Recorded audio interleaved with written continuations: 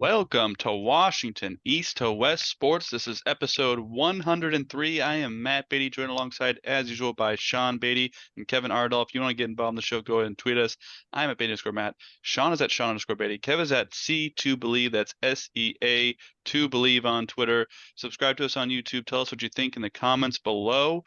We are limited on time. We are back after a long hiatus. We had some life events happen. I moved into a property that I now own. Sean has one more son to add to his tally. Kevin had things happen. I'm sure he had things happen. He got to win an Apex Legends, like a few of them. So we've all been having life events happening here, but we are going to get down into some sports news. We are going to mainly talk about the Mariners today, but first I do want to acknowledge some big news that happened in the world of soccer. Megan Rapinoe, U.S. women's national team member, World Cup champion, Olympic gold medalist, and also a member of the OL Reign. She announced her retirement on Twitter on July 8th, so a couple days ago. So just wanted to acknowledge that before we got into the Mariners topic. But there's a lot of great women's soccer players: Abby Wambach, Alex Morgan, Mia Hamm. I think Megan Rapinoe is in that list of one of the greatest women's soccer players of all time. Um, you know, she's not always the flashiest, but she's very consistent, scores a lot of goals, assists on a lot of goals. So her record speaks for itself. It's kind of like Sue Bird.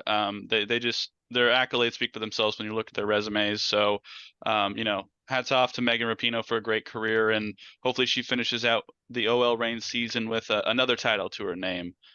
Sean, any thoughts on Megan Rapinoe? I mean, you just said it. She's,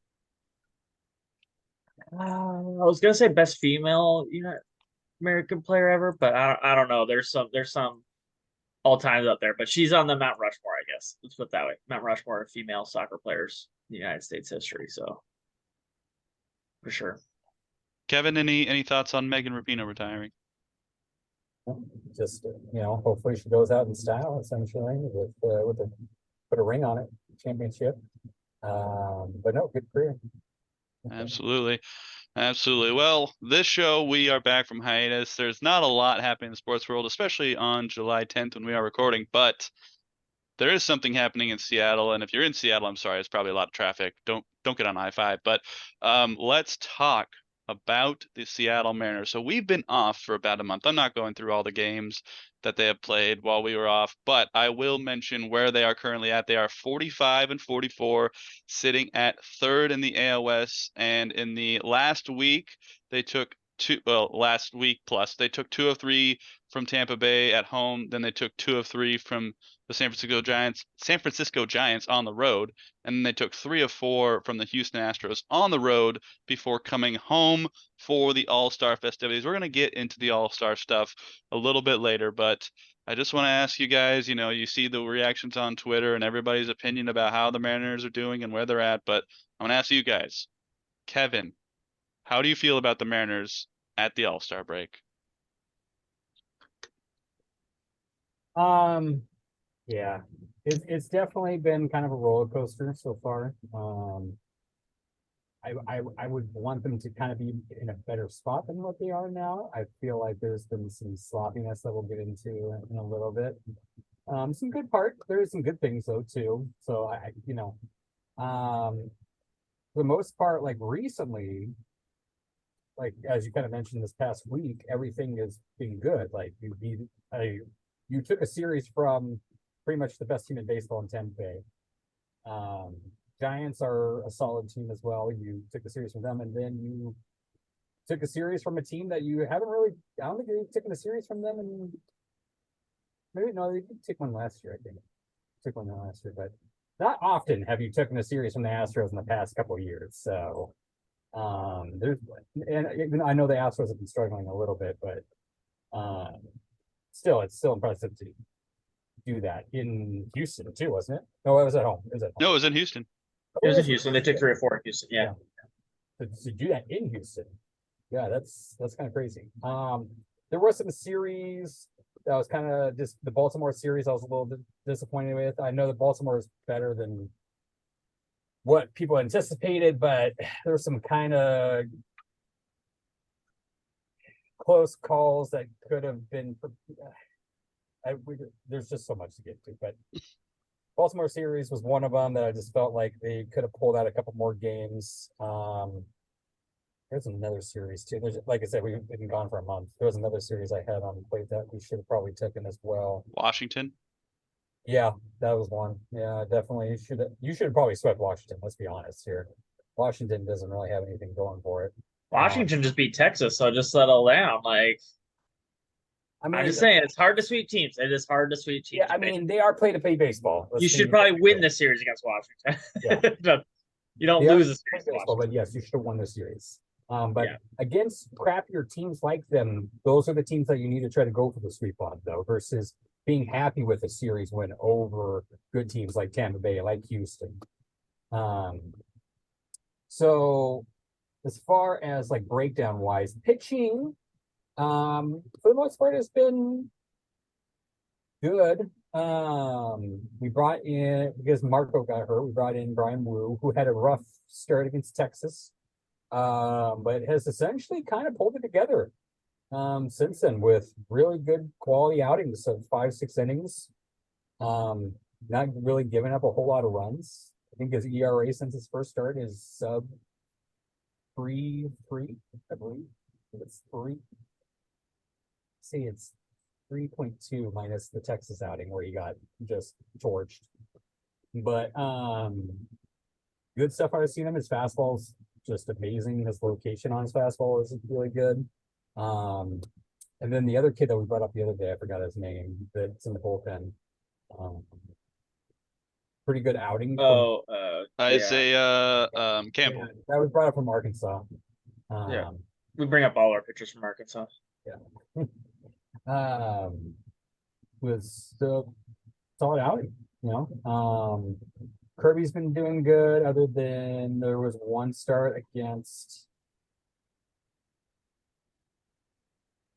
Sorry, he had one outing that he didn't have a good showing against. Same with Gilbert. Gilbert got torched by a team, but I mean, then he pulled it together and has had like back to back really good starts. Kirby's had good starts, except the last one was against the Padres a month ago. Yeah. Yeah, he's been good. And Luis, I mean, Castillo's just been Castillo. He did have one bad outing, where he gave up a bunch of home runs. But that's going to happen every now and then. It happens to every pitcher, even aces. It happens. It's super cool that he's going to, and I know we'll kind of elaborate further. It's cool that he's going to start the All-Star game for the American League. He is not. Garrett Cole is. Garrett Cole is starting. Oh, Garrett Cole's starting? Yes. Oh, don't believe everything you see on Twitter. That's true. Yeah. But I mean, he's still in it, which is cool. Yeah. But yeah, no, it's and then adding Kirby and Julio as alternates is nice to see as well. Hitting and defense. Mariners have a lot of trouble of leaving people on, and it's been kind of a curse, and it's really showed up in the last month of where they'll have situations with bases loaded and not score. With like 0 to 1 outs. There was a problem kind of last year and the year before too, and it just kind of needs to be cleaned up a little bit.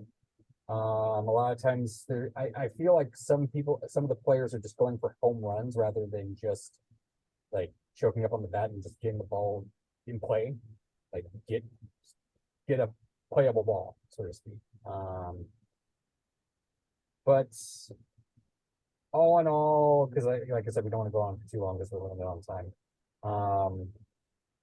Julio's struggles because Julio was struggling the last time we were on here. His struggles have kind of dissipated a little bit. Hopefully, it won't go back to it now that after the the All-Star game and the home run derby, because that can kind of take a lot out of you. Kevin Durant says he's pretty good, so yeah.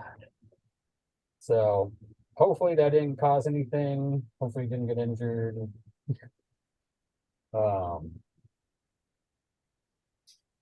So other than that, I mean, like I said, I would expect them to be a little bit better than what they were now. Just barely above 500 is. It's I mean, it could be worse. It definitely could be. They've had some there have been some situations where they've had some bad luck compared to other teams who have had better luck than them, who have kind of hit the same numbers. AKA like the Yankees and there's one other team, I think with Baltimore, Toronto, one of the two. But unfortunately, there's a lot of really good teams in the American League this year, which is kind of nobody really saw Texas or, I mean, Baltimore did have a solid year last year, but to have the year that they're having right now, I don't think anybody really saw. I think people saw them just being kind of like what we're doing, a slightly above 500 team, whereas they're just kind of pooping in that division, other than Tampa Bay. So being second in that division is kind of like wasn't really expecting that. Actually, the majority, I think, for a while there, a couple. I don't know if they still are. I haven't looked at standings, but everybody in that division was over 500 for a bit. Which was, Every team that is above 500 by 5 games or more. yeah, like that's kind of nutty. I mean, it thanks to central divisions in both leagues. So there you go. when the AL Central sucks, yeah, wins are gonna come somewhere. So, I would kind of like to see a more like around 10 games above 500. I feel a little bit more comfortable there, especially with. I mean, I know there's 3 spots for the wild card, but like, just with so many teams in that AL East being ridiculous, and then with Texas and Anaheim. Why am I saying LA? Gosh, I always say Anaheim Angels. It's they're still Anaheim. They're still there. I know. But being good essentially. That Ohtani guy's kind of good from what I hear. I mean, yeah, Mike Trout got hurt, but Ohtani got hurt. Oh yeah, that's true. Ohtani did get hurt. I forgot about that. He's fine though. He's fine. Yeah, he's fine. I think it'll be okay. But I'd feel more comfortable with them being like 8 to 10 games over 500 at this point, rather than just barely skimming over by 1 to 0. Even. I mean, if we're wishing for stuff, I'd want them to be 20 games over 500. Well, of course, yeah. I mean, but with how good the AL is right now. Yeah, but that's the thing. You got to beat those teams, and it's just hard to beat all those teams and beat 9 games over 500. I feel if it was more kind of like what we when you had more in division games versus out division games, I feel like our record might be a little bit better. Yeah, probably. Yeah, that we're playing more out of division teams. It's kind of taken a toll on us. And so hopefully we get that cleaned up. I will say though, before I pass it off, they brought up Mike Ford. I was telling on this freaking podcast, I'm like, bring that man up. He is destroying at AAA. And Sean will kind of go into the details later, but essentially he's been like the best DH/hitter, essentially one of the best on the team since he got the best hitter. He's the best hitter on the team. Yeah. I mean, like obviously not going to continue. Enjoy it while it lasts. But yeah, like I don't expect him to be fun. like the next star, but like when he's got a guy that's hot like that, you got to put him up. So right. I don't even know if it's hot. It's just that Tommy Stella wasn't it. Like Trammell's hot, but he's never going to do anything. So it's just like. But what he's done at DH so far has been what we wanted at DH. My issue is just, why are you playing Tommy La Stella? Like, why not give Mike Ford a shot? Because we know Tommy La Stella can't play baseball. like just why not play Mike Ford? And they finally did it. So they finally did it. So I was happy to see it, and it's paid off so far. So thank God. All right, Sean, I'm going to go real quick here. So Kevin and I are currently tied in our fantasy matchup, which is baloney, but I didn't realize it kept going all the way through this coming Sunday. So I've got time to beat you, Kevin. That's right. But Shohei's fine. So let me just put that out there. First of all, Shohei's fine. Jared Kelenic, I told people he's going to rake. And, Jared, just keep being you, buddy. All right? He has struggled crazy, Matthew. You need to atone for that. What's going on with your boy Jared Jared Kelly? Kelenic is He sucks now. fine. He is looking good on ESPN. He's got a 1.9 WAR. I don't know what the other site says, but you know what, Jared? Just keep being you, buddy. Keep being you. That 500 OPS the last 2 months is not going to cut it, Matthew. Like it is real bad. He needs to figure it out real fast. Jared, it's all Dylan. right. Phase out the haters. You'll be fine. You'll be fine. I haven't really been able to watch much baseball while I've been moving. I have been able to watch about the last week since we've been able to kind of get in and settle in. I watched the game that Brian Wu started in San Francisco with his family there. Played great. That was a good game to watch on Monday. And then I was able to watch the Tuesday game since it was a day game. I just put it on at work. And Mike Ford, July 4th birthday, what was he, 4 for 5 with 2 home runs, single and double. I wanted him to try and like stretch it out for a triple just to go for the cycle, but that would not have been smart baseball. Why So not? you made the Go for it. you made the right move, Mike, but I would have loved to see it. That's all. That's all. And also Logan Gilbert pitched phenomenally that game. So no one was going to score anyway on the San Francisco Giants. And then I was able to watch Kirby start against the Astros. That was great to watch. And then I was able to watch the game on Sunday as well. So, and I get to watch Logan Gilbert pitch well again. So, the pitching, I think, I'm sure you guys probably agree, but the pitching has been the best part. Obviously I hear a lot on Twitter about the bats and everything.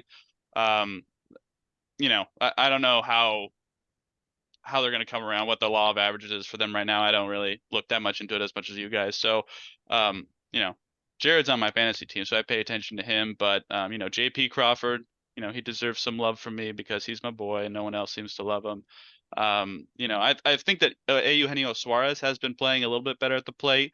And I've seen some good defensive plays within the last week of him at third base, but overall, I don't really have a huge opinion of hitting other than I saw Mike Ford's big day on July 4th. So um, overall, like I have said the entire time, I don't care until August. So they're sitting in, they're not out of it, and it's All-Star break. So I'm perfectly content. Sean, what do you think? They got a 23% chance to make the playoffs right now, so yeah, they're in it. I'll say this. The Mariners' projected record for what if you do everything and you throw them all in a number, they're supposed to be about 7 games above 500. So there you go, Kevin. They're supposed to be 48 and 41 based on what they've done. Like for example, the New York Yankees are 4 games above them. They have 49 wins. They have scored less runs and given up more runs. The Mariners, they have just not been. There's times where they've not been lucky, clearly, and there's times where they have not capitalized on their luck. Like for example, I know we don't complain. I just told Kevin don't complain about a sweep, but we should have swept the Astros. Top 8, you have the bases loaded, no outs. You have 3 guys who are coming up. Cal, Suarez, Mike Ford supposed to hit big boys, get runs in, and they all didn't even make contact. None of them made contact, and that's the thing that you get with guys who hit home runs is they swing and miss a lot, and they all swung and miss. And then the bottom of the 8th, Martin Maldonado, who is terrible at playing baseball, especially with the bat, hits a home run. And the odds, if the bases are loaded, no outs, and you have the odds of the Mariners winning that game, it is astronomical because all you have to do is make contact and you win the game. Because it's the bottom of the order. You have like possibly your best relief pitcher coming in. It's like the odds of it happening, and the Mariners just let it go away. All you have to do is make contact and you score a run. They're barring like a grounder to like to an infielder, you're probably scoring a run. And just couldn't do it. He just could not do it, and it just really sucked. It really, really sucked. Cal Raleigh really disappointed this year with the bat, so I need you to pull your head out a little bit. 26. Pull your head out of your big dumper, Cal. Yeah, 26% strikeout rate, man. Like you're actually a below average hitter at this point. So that's just it's not. You're dumping on your own big dumper right now. Jared Kelenic 1.5. He's basically a Suarez this year.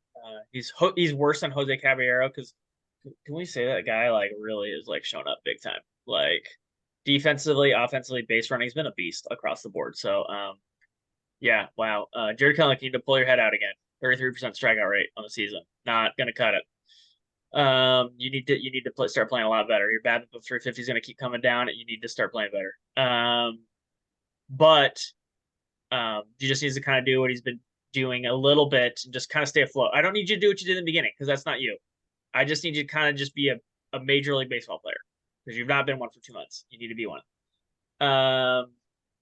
Thank goodness Teoscar has stepped it up since he was so bad to start, and Mike Ford came out strong, and Tom Murphy's hitting again too. So that's good to see. I don't need to see any more Dylan Moore play baseball. I don't need to see Colton Wong or AJ Pollock play baseball. Man, I don't know what it is about Mariners and just bringing guys in. It scares me. That's a whole nother story for another time. Free agent bats, just why would you ever sign here? Yeah, the pitching has just been absolutely insane, led by Kirby and Logan Gilbert, both above 2 WAR. They're both amazing. And then Bryce Miller and Woove come up, and I mean you're very quickly running into the Cy Young winner from a year ago being your 6th best starter, and you don't know what to do with him. That also Isaiah Campbell, who has started games in the minors. You've also have Emerson Hancock coming up. You got more arms coming, so it's just like the arms for days. It just keeps coming. So I'm not too worried about it. It's gonna come down to everything. It's gonna come down to the bats. That's what I hear about Matthew. Can the bats keep them afloat enough to support these arms? I made a joke. I was like, when Valdez was pitching against the other day against the Mariners, I go, they got 2 runs. One was earned against Wu, and the other one was an error. And I'm like, oh my gosh, the Mariners are going to lose 2-0. Wu's going to settle in and just cruise and dominate, and then we're not going to score anything. And thankfully, Mariners, led by Matthew's boy, J.B. Crawford, who has actually shown up big time, and numbers look legit, has come up big for us because some others have failed to show up. So it's been nice to see that. So yeah, the bats just need to keep us in some games. Just please keep us in some games. That's all I really require from you, because the arms are going to do it. We have arms for days. We just need the bats just help us out a little bit. Yeah, I don't want to, the season's not over obviously, but like Kevin said, it's been there's been a lot of chances where you just like kind of screwed it up. You just screwed it up. You've had chances. You had lots of chances, and you've fumbled the bag, as the kids say. The kids say that, right? Fumble the bag. I mean, you have kids, so you would know. Yeah, they're a little young for the slang, so the hippity hops. But yeah, it's they've had opportunities, man. Like, well, like Kevin was saying, you can't lose series to Washington Nationals. Despite that, Texas Rangers have not won a series in the last 7. They are showing signs of falling apart here. The Angels falling apart. They're a corpse of who they used to be. I'm not sure how Baltimore gets people out because they have no pitchers.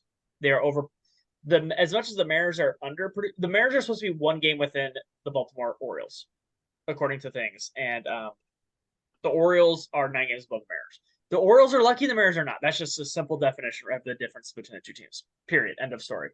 One team is lucky, one is not. And all right, so based on what you've said, Sean, let me ask you a question. Trade deadline's August 1st. Should the Mariners buy, sell, or stand firm with what is there? Buy what? I don't know. That's what it really matters. A bat. You seem to think we need a bat. Should they go bat hunting? Buy a Josh Bell? Sure, nothing more. I'm not forking anything out right now. There's no bats in the offseason coming up either. You're kind of where you are. I think the best case scenario is to try to sign Teoscar because he's the best bat that's coming for a while. You just try to get him in the building and just try to sign an extension. And then maybe, I mean, Ty France is fine and Mike Ford is playing okay. I'd try to get one more, maybe outfield righty if you can get it, but I wouldn't pay a lot for it. I'd just get a platoon guy and trade a high A pitcher and call it good. If nothing, if they don't want to, leave it alone. Because what the Mariners have, let's explain this to somebody, the Mariners have the most, we've talked about on this podcast, the Mariners have the most valuable asset in baseball. Young pitchers and young starting pitchers. They have a ton of them. So if someone will probably come at you, and as much as it would suck to trade a Logan Gilbert, if someone's going to offer you like a Nolan Gorman and a The Cardinals they're talking. Nolan Gorman and who's the super young kid that plays for them? Kevin, help me out. What's his name? Lars. No. Their outfielder. The rookie. What's his name? Nootbaar. Lars No. Nootbaar. No. Come on, the guy. Lars Nootbaar is not a rookie. Jordan Walker. Oh, Yeah. Walker. Yeah. He's third, I think he's third base. What's up? Jordan Walker's third base, I thought. He plays out. He has to play outfield for them though. He can play outfield because they don't have any infielders or have any. They don't have any spots on the infield because you have 2 MVPs and then you have Nolan Gorman, who they're rumored to trade, and so it's just like they don't have anybody. So and he's not a shortstop, so he can't play shortstop. So, but yeah, they're talking about he's born in 2002. That I just feel super old. Yeah, they're talking about trading them. If you can get those 2 guys or some combination of that, I doubt you're getting those 2 guys, but something like that for a Logan Gilbert, as much as it would suck, yeah, you'd probably pull that trigger. 2 young bats to play in this team for a long time. But barring something like that, because you have what everybody wants, I'm not giving up your pitchers for, half a year of somebody, half a year of a platoon outfielder, because having a platoon of a year outfielder is not going to suddenly vault us to World Series guys. If we were like, I don't know, the Houston Astros or something like that, or somebody else like the Rangers or something, you needed something, you could justify giving up a little bit more because you're that close. Mariners still got a long way to be in the playoffs, let alone like we're World Series contenders here with just a platoon bat. We need like a couple bats. And so I'm not giving up a ton at the All-Star break, even if we do buy.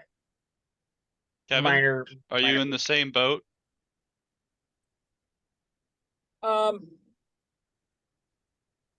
Yes, essentially. This year it'd be really tough for them to do with how good so many teams are. I really don't see us as a contender at this time. I want us to see us to add more on.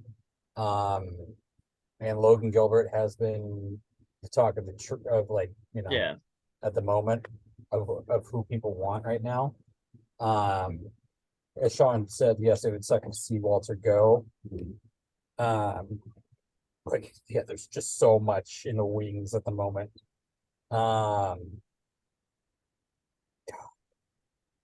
Because really, yeah, right would now, I like to give up a Hancock? Sure, but Walter's going to get you so much more. Because right now, what you need is essentially another bat and a second base. So, looking at the teams that are willing to trade, for I don't know if there's really much out there.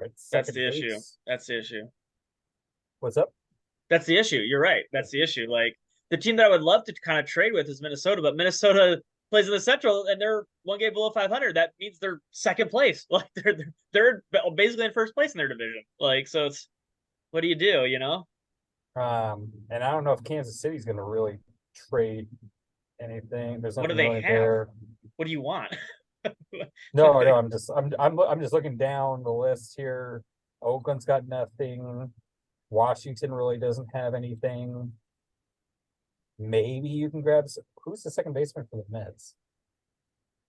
I don't know if the Mets are trading. No, it's Jeff McNeil. The problem's going to be like, I mean, maybe the Mets, but man, I don't know. Like the Cubs who just signed what's his face, Swanson. But I mean, I don't know if you want to eat that contract. Swanson, I don't know what Swanson's been doing this year. He's a shortstop, and they're not trading him now. They've got him for like 5 more years. Yeah, and that's the truth too. I don't even. So there's really not many teams that are going to trade. Not yet. You like Matthew said, you got like 2 more weeks to figure this out. There's going to be some teams that fall out of it, and maybe in a couple weeks. But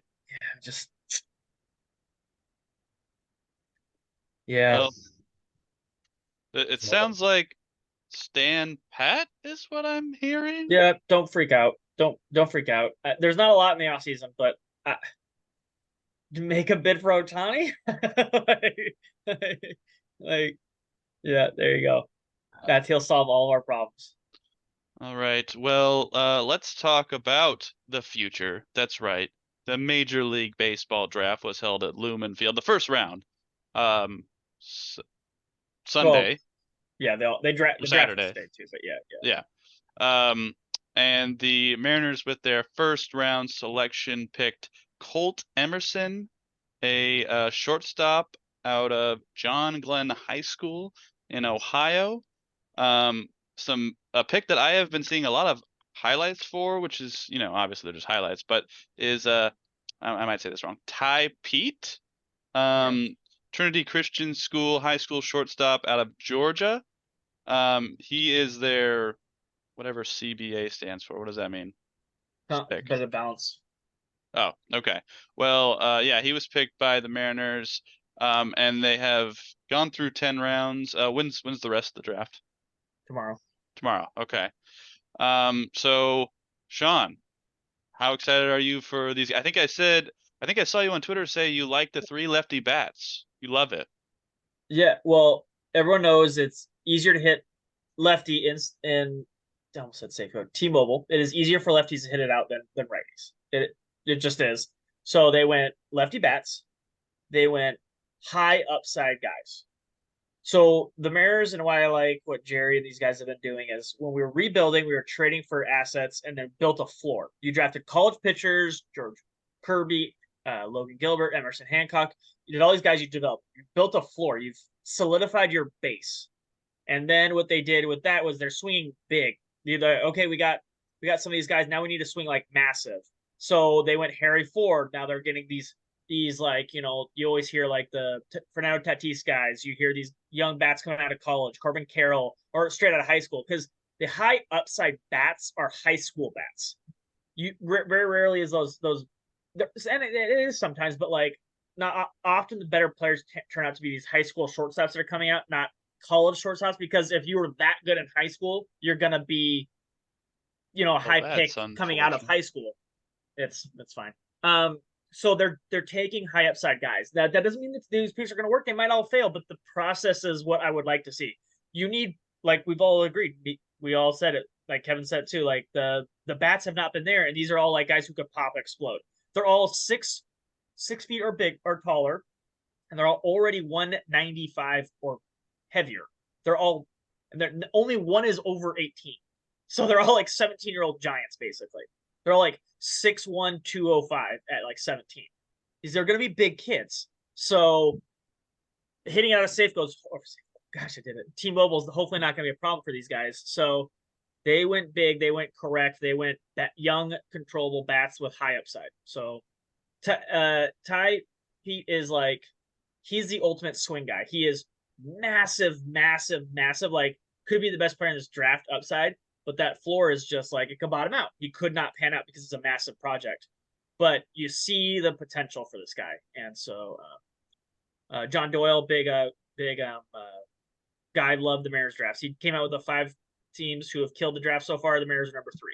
So they drafted need and upside, and that's all I wanted. Don't go safe college pitchers, would have been a mistake, or safe college bats. You need, because you're building like these Cole, Harry Ford. You got all these like young high upside bats, and some of them are gonna pop, and they're gonna fill this major league roster with Julio and Kelnick for these next couple of years, and that's what you need.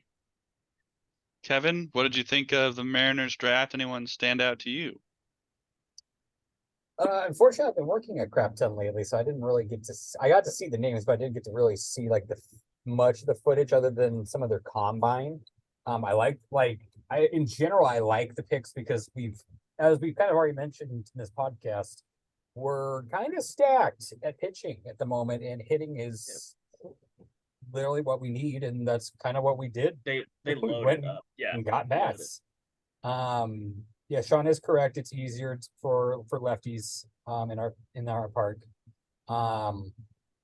So to get a bunch of them of big boys, big toys doesn't hurt. Young athletic kids that and most of them were infield positions, I believe, right? You got 2 shortstops. One's like a third / shortstop. Well, that's Ty. That same with their top guy Emerson. They always list them as shortstops, but very rarely are like guys listed as second baseman. They're just shortstops because the best athletes in high school. So when you're taking a guy in the first couple rounds, they're always going to be a shortstop because you always stick your best athlete at shortstop in high school, regardless if they're going to stick there. They might not. None of these guys might even stick there, but right now they're all drafted as shortstop. Yeah, they play at the middle right now. We drafted two high school outfielders as well.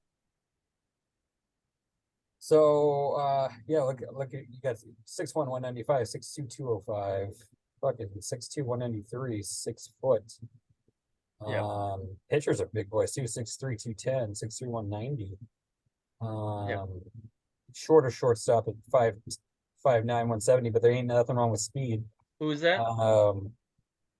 So like I said, you pretty much, and it's not like they're ignoring pitchers. They got pitchers there too, but like that's so many, yeah. you wanted to focus on hitting because that's seriously what you need at this point. Because eventually, as we already mentioned, we can't put all of our prospects in the starting rotation. Now, some of them might go to bullpen, but like essentially, someone like a Logan Gilbert's going to get traded for pieces. So then you also need to load up on your batting, because we can't just trade for hitting, because we already know that our ownership ain't going to go buy it. So, yeah, why trade for hitting when hopefully you get just drafted? I mean, yeah, it'd be nice if you could spend money for it, but I mean, that's kind of what it was kind of in an interview I think 3 weeks ago that Joey Dipoto, sorry, did with, I think it was with 710, where he's like, we trust our draft process, we trust our farm system to come up and make our team good. And honestly, it is working out. Like it's just unfortunately the core is so young that everybody wants to win right now. You just got to realize like our farm system right now is stupid good. It's pretty much top three. Our farm system? Yeah. Oh no, we're really low, but that's because we're graduating everybody really fast. But yeah, that's exactly. We keep bringing people up. It was higher, but we graduated three of our pitchers. So yeah. But I mean, you got you got Ford coming up. You got the Class A from the big old shortstop that we got from Dominican Republic. He hasn't really played much yet. He had a hammy injury, but But I mean, the hype's there. Yeah, for sure. The kids that we drafted last year. Cole Young, yep, absolutely, yep. There's Tyler Locklear, yep, yeah. I mean, we saw it in the futures game. What's his face that was playing center field there for a little Class bit. A, yeah. Yeah, Class A, Jonathan Class A has been freaking phenomenal. So like people just need to kind of slow down a little bit. I know we want to win now, and we do have the pieces. We do have a lot of good pieces here now, especially with what our pitching's been doing. And now that Brian Wu's kind of gotten this stuff together too. Now, do I expect Brian Wu to continue what he's been doing after the Texas start? No, he's probably going to get blown up again. It's going to happen. He's young, and they're also going to try to limit his pitch count because it's his first year. To where I think you would probably start seeing more toward the end of the year, maybe he only goes like 4 innings and then you try to save it with bullpen. But essentially, I thought the draft so far was good. I'm going to try to look at more footage as I get some more time off here, hopefully freaking soon. Can we get Cole Emerson's team some better unis? Because these are awful. I'm sorry. Like, what is this? What is this? It's like the old school pinstripe. It's like the Yankees are bled on themselves. That's what those uniforms Crimson pinstripes. Hey man, he's from Ohio. Okay, all right. Is that the Reds influence there? The Cincinnati Reds, maybe? I know. This high school's the Muskies, so is that Tiger Muskies? Like, I don't know. It's Ohio, man. There's not a lot going on. Yeah, they're playing in the Field of Dreams, basically.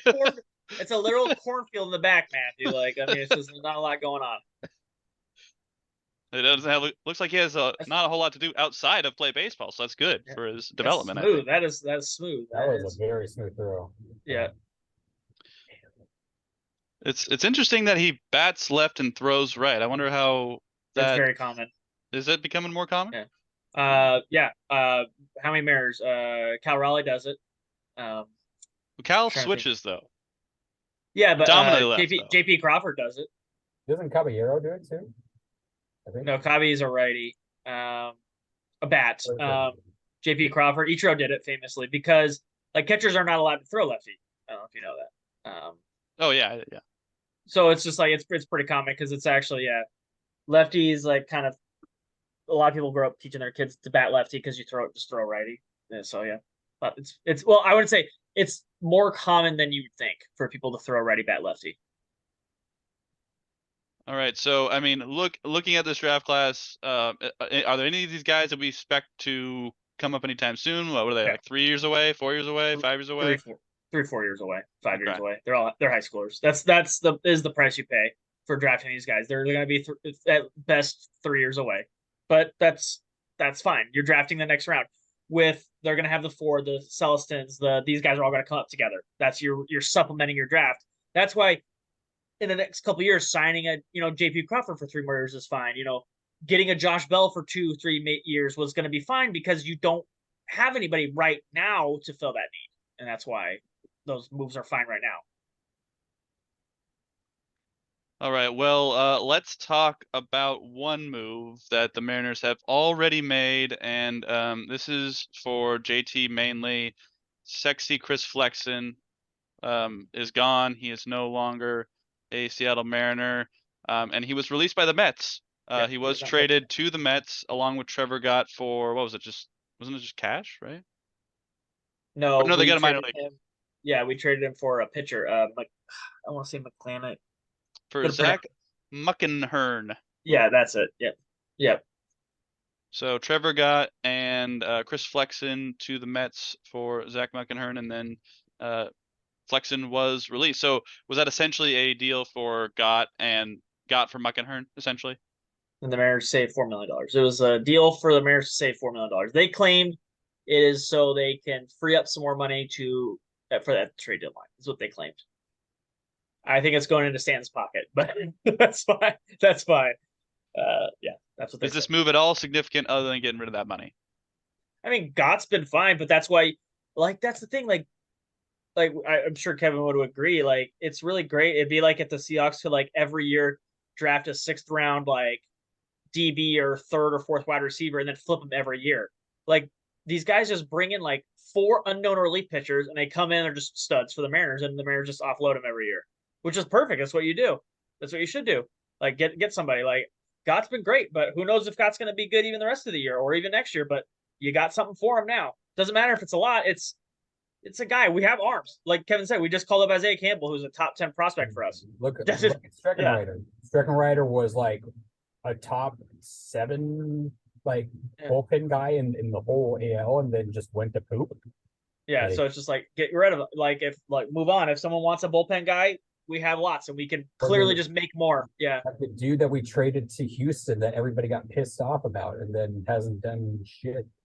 So Graveman or whatever. Now he plays the White Sox. Yeah, yeah. So the Mariners did not got. I mean, if he's fine, that's fine. But a decent middle innings relief guy is not going to be super crazy valuable. It's not what the Mariners need. The Mariners have that. They need other stuff. So trading away from a position of strength is fine. It's fine. I would like to still have it, but it's not going to kill you. That was mainly rhetorical, so I could say got, but I know. We've got a little bit of time left here. The Seattle's hosting the All-Star game. There was the home run derby tonight. Sean, I believe you watched all of it. I was only able to catch the back half of it. What did you think of the show that the players and T-Mobile Park put on? Well, as for me and JT have a podcast, I did say Randy was going to win. He came up 3 home runs short to Vlad. It's pretty decent. I do enjoy that. I only probably I don't usually watch it, honestly. I did watch it solely because Julio was in it and it was in Seattle. I have usually turn it off if the Mariners are not in it because it's fine. It's just not kind of what it used to be. The format is a little better now, but I think if you Julio hit a bunch of home runs in the first round, there should be some advantage in the second round, but I don't know quite what it is.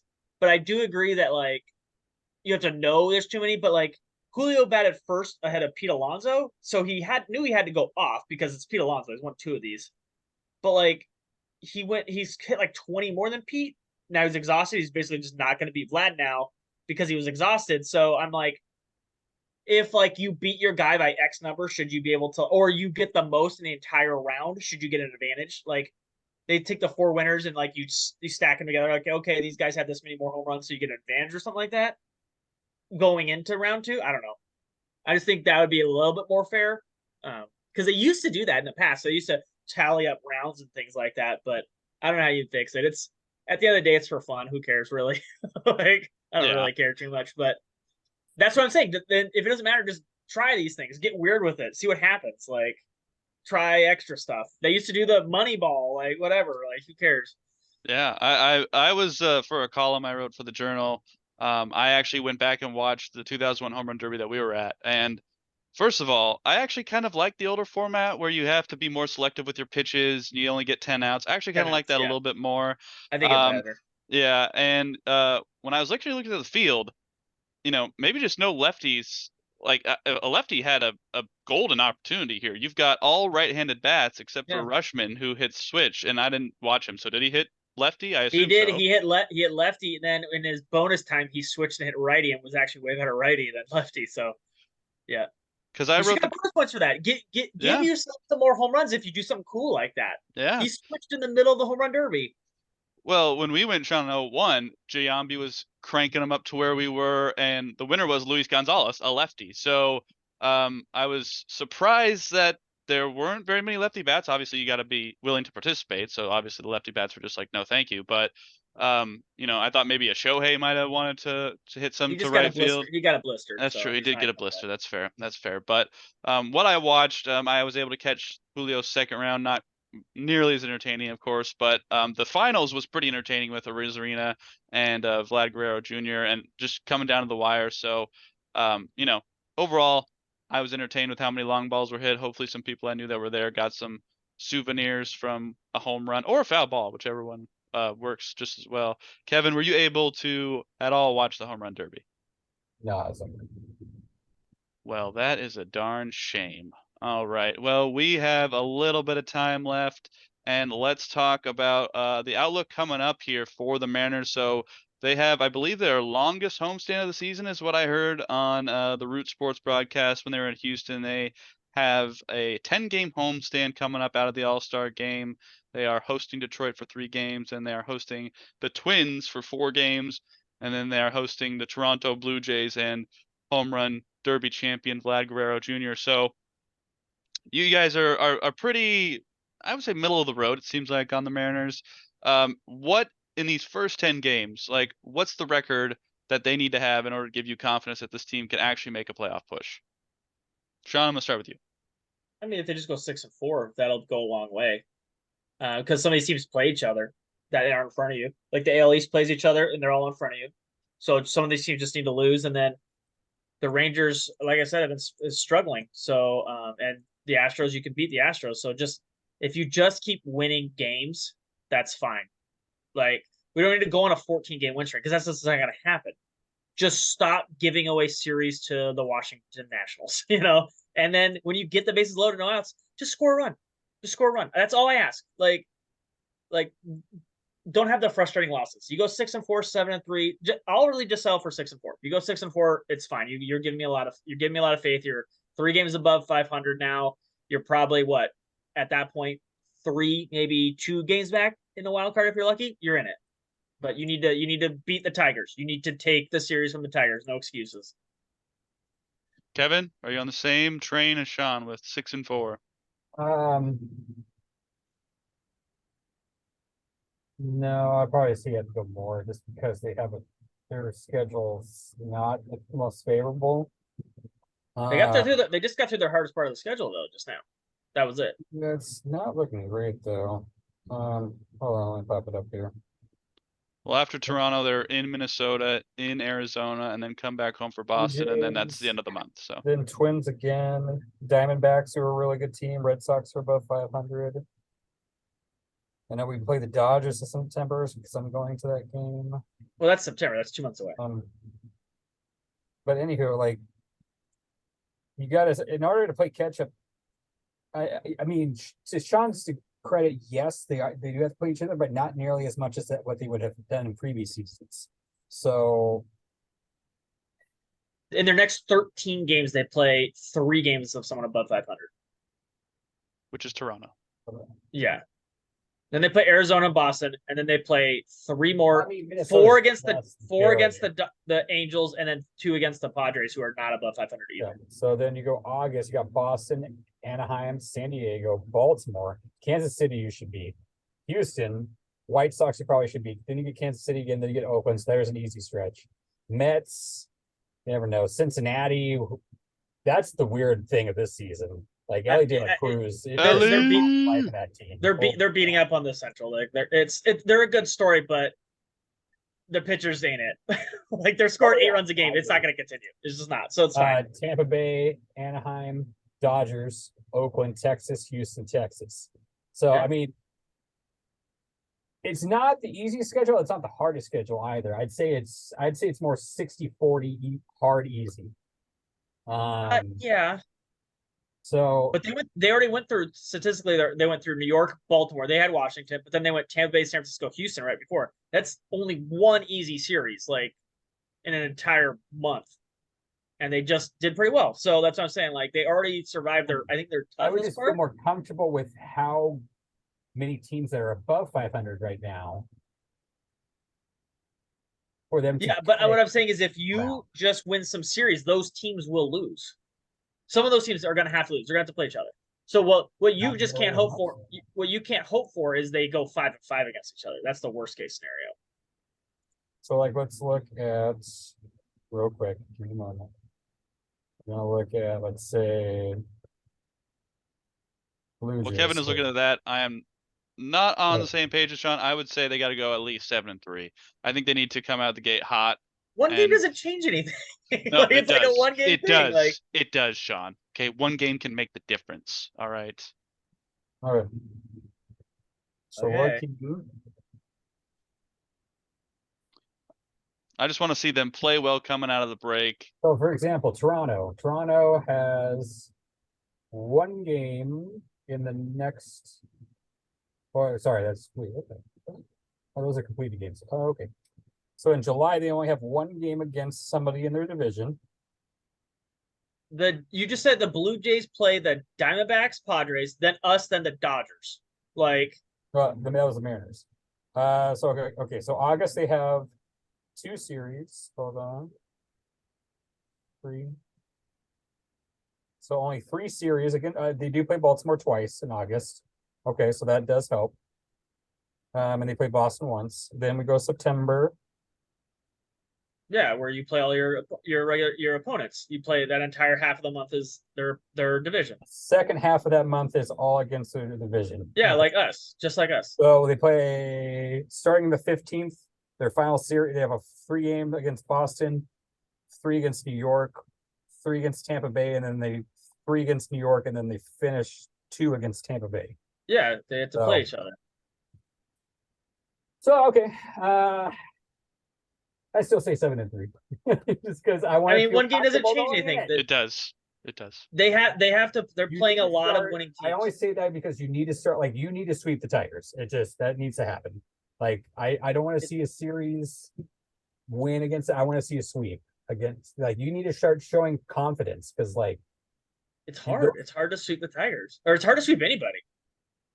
I know they're paid to play baseball, but you just gotta start playing better. If you want to, If you play better, you'll go to play. You're in a contender for this. You got to play big boy baseball, and it's time to play big boy baseball. Tigers won 40 games. Going to really give a shit about you in the playoffs. Everybody's just going to be like, all right, there's a first round bye right there. Like now, because our pitching is fucking phenomenal, but it's just our bats are inconsistent. So until the bats actually start, bats and defense has been a little, but it's mainly bats. Until they get more consistent to where we can constantly threaten like 4 or 5 runs plus a game. I don't know if really. I just need 4. You need 4, and you're going to win a bunch of games with this team. Just hit 4 to 5. Get 4. You know? Don't get greedy. I want 4 wins, 7 runs a game. 4 runs a game, and win a series. And there you go. With our pitching, I think we could do it with 4. But it's just we got to be way more consistent. As Sean said, can't leave people stranded on bases with 1 out. No outs. They had no outs. The bases loaded. Yeah. Yeah, you just make fucking just hit a fly ball. Like you win the game if you hit a fly ball, and you couldn't even do it. I really I'd feel way more comfortable if we just swept Detroit. Oh yeah, absolutely. I would love it. I'm just saying it's not rooting for a series sweep is great. Go for it. But it is just counting on it is the thing. I'm like, it is just hard to sweep a team. The Tigers won 40 games this year already. Like it's just not they don't get swept all the time. This isn't the Royals or the Oakland A's, you could sweep those teams. It's just any team other than those, it's not the and we easiest. do play the Royals twice. I'm saying like it's still not easy, but it is more manageable to sweep those two teams. There's a very big gap between Kansas City, Oakland, and basically college teams. I just know we do have a lot of good teams coming up still that we have to play. Yeah, yeah. That's where because I think we got really lucky in that stretch where we just took series wins against Houston, Tampa Bay, and San Francisco. Like I also just think that Houston's really banged up right now. I think we're just as it stands right now, we're better than Houston. But that's not Houston we're playing against. They don't have Altuve, they don't have Alvarez, they're missing 2 of their starters. Like it's just not them right now. So which it makes me feel better because at least if they're nicked up a bit, we're right there. We can hang with them. And Franmil just came off an injury too, so he wasn't the best. And I've never had a doubt that our pitchers can go in there and shove. We got guys who can compete against the Houston Astros. Oh yeah, that is not an issue. Like I think our pitching is top. Not the best, but it's pretty. It's like top 3. Yeah. Like it's the. There's some really good teams, and the Mariners are right there with them. So they'll keep us in every game. So that's what the Mariners hit a little bit. That's all you need to do. And yeah. Minus crazy Seawald shenanigans, but every now and then. But or Munoz getting Seawald's still good. I'm not gonna be like the other people who like Seawald's dog shit. He's still good. Or relievers suck as soon as they give 1 run. They're like, oh, they're terrible. They give 1 run. Like it's just terrible. All right. Well, let us know what you think of the Mariners first half, what you thought of the home run derby, what you think of the All-Star game, because we're gonna probably post this afterwards. So go ahead and tweet us. I'm at _Matt. Sean's at Sean_Beatty. Kev is at C2Believe. That's SEA to Believe. Subscribe to us on YouTube. Tell us what you think in the comments below. Give us a like. Give us a dislike. Hopefully we'll be back next week, but we will be back, and we will be talking certainly about the Mariners. We'll see what Seahawks news has come up. We'll touch on the Storm. We'll touch on the Sounders. We'll talk about the Kraken's draft. We'll talk about the OL Reign. So with that, we will see you next time on Washington East to West Sports. Bring back our Sonics. There's only one King Felix. Orioles.